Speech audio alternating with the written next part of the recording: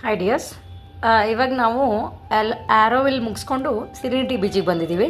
ಆ್ಯರೋವಿಲ್ ನನ್ನ ಲಾಸ್ಟ್ ವೀಡಿಯೋದಲ್ಲಿ ತೋರಿಸಿದ್ದೆ. ನಾವು ಆ್ಯರೋವಿಲಲ್ಲಿ ಮಳೆಯಲ್ಲಿ ಎಷ್ಟು ಒದ್ದಾಡಿದ್ವಿ, ಹೇಗೆ ಹೋದ್ವಿ ಆ್ಯರೋವಿಲ್ಗೆ ಅಂತ ಅದೆಲ್ಲ ತೋರಿಸಿದ್ದೀನಿ.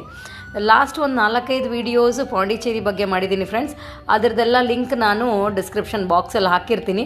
ನಿಮಗೆ ನಮ್ಮದು ಪೂರ್ತಿ ಸ್ಟೋರಿ ಗೊತ್ತಾಗುತ್ತೆ, ಪೂರ್ತಿ ಜರ್ನಿ ಗೊತ್ತಾಗುತ್ತೆ, ಹೇಗೆ ಹೋಗಿದ್ವಿ, ಏನೇನೆಲ್ಲ ನೋಡಿದ್ವಿ ಅಂತ ಕಂಟಿನ್ಯೂಯೇಷನ್ ಗೊತ್ತಾಗುತ್ತೆ ನಿಮ್ಗೆ ಈ ವಿಡಿಯೋದಲ್ಲಿ. ಸೊ ಇವಾಗ ನಾವು ಸಿರಿನಿಟಿ ಬೀಚಿಗೆ ಬಂದಿದ್ದೀವಿ. ಸಿರಿನಿಟಿ ಬೀಚು ಆರೋವಿಲಿಂದ ಫ್ರೆಂಡ್ಸ್ 6 to 7 ಕಿಲೋಮೀಟರ್ಸ್ ಇದೆ. ಏನೋ ಒಂದು 15 to 20 ಮಿನಿಟ್ಸಲ್ಲಿ ಆರಾಮಾಗಿ ಬರ್ಬೋದು. ಮಳೆ ಇರೋದ್ರಿಂದ ನಾವು ಸ್ವಲ್ಪ ಸ್ಲೋ ಆಗಿ ಬಂದ್ವಿ. ನೋಡಿ ಫ್ರೆಂಡ್ಸ್, ಈ ಸಿರಿನಿಟಿ ಬೀಚ್ ಹೆಸರಿಗೆ ತಕ್ಕ ಹಾಗೆ ತುಂಬ ಶಾಂತವಾಗಿದೆ, ತುಂಬ ಪೀಸ್ಫುಲ್ ಇದೆ. ಆ ಕಲ್ಲುಗಳು ಹಾಕಿದ್ದಾರೆ ನೋಡಿ, ಆ ಕಲ್ಲುಗಳ ಮೇಲೆ ನಡೆಯೋದೇ ಒಂದು ಒಳ್ಳೆ ಎಕ್ಸ್ಪೀರಿಯನ್ಸ್. ಇದು ಚೆನ್ನಾಗಿದೆ, ಇದು ತುಂಬ ಪೀಸ್ಫುಲ್ಲಾಗಿದೆ. ಈ ಕೂಲ್ ಬ್ರೀಸ್, ಇದು ತಣ್ಣ ಗಾಳಿ, ಸಮುದ್ರದ ಅಲೆಗಳು ಮತ್ತು ಈ ಬ್ಯೂಟಿಫುಲ್ ವ್ಯೂ ನೋಡ್ತಾ ಇದ್ದರೆ ಫ್ರೆಂಡ್ಸ್ ಟೈಮ್ ಹೋಗಿದ್ದೇ ಗೊತ್ತಾಗೋದಿಲ್ಲ. ಪಾಂಡಿಚೇರಿಗೆ ಬರೋರು ಟೂರಿಸ್ಟ್ಗಳೆಲ್ಲ ಈ ಬೀಚಿಗೆ ಮಾತ್ರ ತಪ್ಪದೇ ಬರ್ತಾರೆ, ಮಿಸ್ ಮಾಡೋದೇ ಇಲ್ಲ ಫ್ರೆಂಡ್ಸ್. ಇಲ್ಲಿಂದ ಬೆಸ್ಟ್ ಟೈಮ್ ಏನಂದರೆ ಮಾರ್ನಿಂಗ್ ಟೈಮಲ್ಲಿ ಸನ್ರೈಸ್ ನೋಡೋದಕ್ಕಂತ ತುಂಬ ಚೆನ್ನಾಗಿರುತ್ತೆ. ಈ ಬೀಚ್ ಸರ್ಫಿಂಗಿಗೆ ಕೂಡ ತುಂಬ ಫೇಮಸ್ ಇದೆ. ಇದು ಸಾಕಷ್ಟು ಜನ ಇಲ್ಲಿ ಸರ್ಫಿಂಗ್ ಎಂಜಾಯ್ ಮಾಡೋದಕ್ಕಂತಲೇ ಬರ್ತಾರೆ. ಆ ಫೋಟೋಸು, ಆ ರೀಲ್ಸ್ ಮಾಡೋದಕ್ಕೆ ಕೂಡ ತುಂಬ ಒಳ್ಳೆ ಸ್ಪಾಟ್ ಇದು.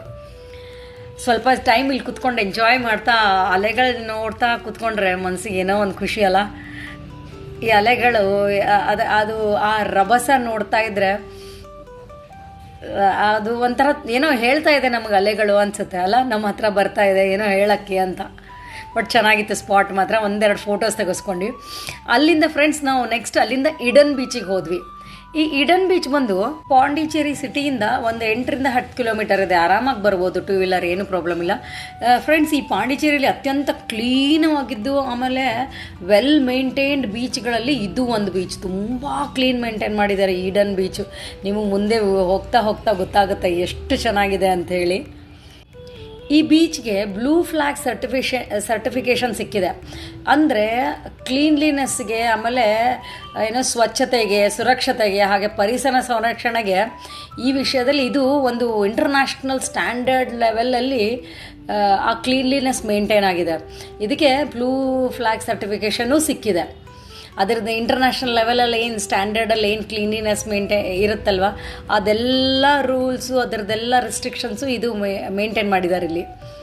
ಇಲ್ಲಿನ ಕ್ಲೀನ್ ವಾಟರು, ಆ ಬ್ಲೂ ವಾಟರು, ಆ ಶಾಂತವಾದ ವಾತಾವರಣ ನೋಡಿದರೆ ಮನಸ್ಸಿಗೆ ತುಂಬ ರಿಲ್ಯಾಕ್ಸ್ ಅನಿಸುತ್ತೆ. ಆಮೇಲೆ ಇಲ್ಲಿ ಫ್ರೆಂಡ್ಸ್ ತುಂಬ ವಾಟರ್ ಆ್ಯಕ್ಟಿವಿಟೀಸ್ ಇದೆ, ತೋರಿಸ್ತೀನಿ ನಾನು ನಿಮ್ಗೆ ವಾಟರ್ ಆ್ಯಕ್ಟಿವಿಟೀಸು. ಫ್ರೆಂಡ್ಸ್, ಈ ಬೀಚಿಗೆ, ಈಡನ್ ಬೀಚಿಗೆ ಬರೋ ಬೆಸ್ಟ್ ಟೈಮ್ ಅಂದರೆ ಬೆಳಗ್ಗೆ 6ರಿಂದ 9 ಗಂಟೆಗೆ, ಇಲ್ಲ ಅಂದರೆ ಸಂಜೆ 4 ನಂತರ. ಈ ಸಮಯದಲ್ಲಿ ವೆದರ್ ಸಖತ್ತಾಗಿರುತ್ತೆ, ತುಂಬ ಚೆನ್ನಾಗಿರುತ್ತೆ. ಸನ್ರೈಸ್ ಅಥವಾ ಸನ್ಸೆಟ್ ವ್ಯೂ ಕೂಡ ಸಖತ್ ಅದ್ಭುತವಾಗಿರುತ್ತೆ ಇಲ್ಲಿ.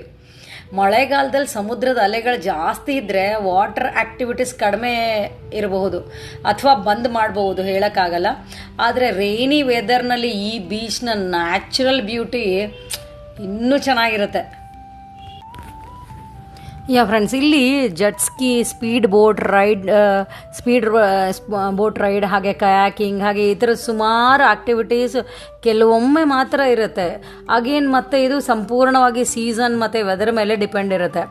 ಮಳೆಗಾಲದಲ್ಲಿ ಅಥವಾ ಸಮುದ್ರದ ಅಲೆಗಳು ಜಾಸ್ತಿ ಇದ್ದಾಗ ಫ್ರೆಂಡ್ಸ್ ಸೇಫ್ಟಿ ಕಾರಣಕ್ಕೋಸ್ಕರ ಎಲ್ಲ ವಾಟರ್ ಆ್ಯಕ್ಟಿವಿಟೀಸು ಬಂದ್ ಮಾಡಿಬಿಟ್ಟಿರ್ತಾರೆ. ಬಟ್ ಮೇನ್ ಅಂದರೆ ಇಲ್ಲಿ ಈ ಬೀಚ್ ನೋಡೋದಕ್ಕಂತಲೇ ಬರ್ತಾರೆ.